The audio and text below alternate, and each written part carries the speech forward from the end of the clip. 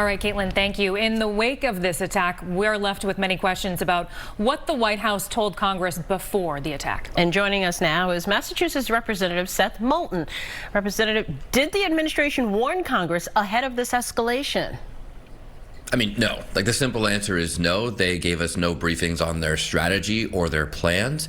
But fundamentally, they need to come to Congress if they want to go to war. That's what the Constitution says unequivocally. And this administration did not do that. In your mind, is there any strategic justification for these preemptive strikes? I mean, look, I don't want Iran to have a nuclear weapons program. I don't like the Iranian regime, but that does not mean that it's the U.S.'s responsibility or even just a good idea to go in and try to change that ourselves. Trump says that he doesn't want Iran to have a nuclear weapon and he wants a deal to prevent that. Well, he had one. He had one and he tore it up in 2016.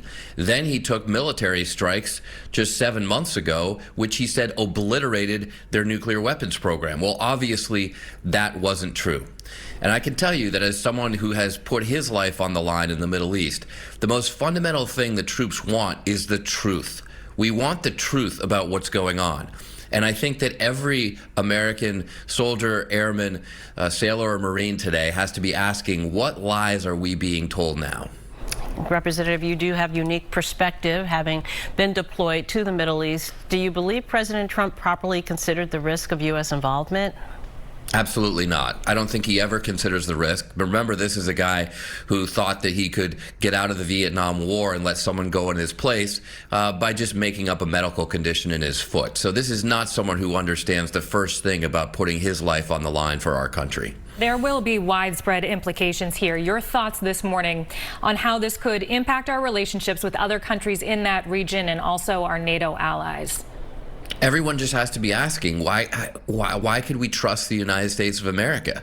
I mean, remember, it was just months ago that Trump said the nuclear weapons program has been obliterated. And now he's saying we need to have a deal to stop it. And now he's saying we're going to take a military action to do it, and it might cause U.S. casualties.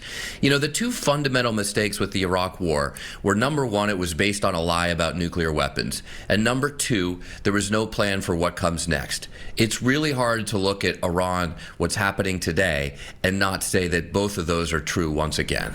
Procedurally, what happens next for Congress? Well, Congress should actually force a vote on this.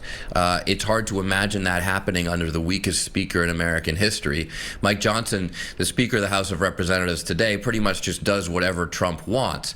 And if Trump wants a war, then even the isolationists in Congress, all the people who said that on the Republican side, who said that Bush's war was a bad idea, that we shouldn't have been in a quagmire in Iraq, well, they're probably just going to vote along lines with Donald Trump. So it's hard to imagine Congress doing much, but should we? Absolutely. We should absolutely hold a vote on this. Okay, Congressman Seth Moulton, thank you for joining us this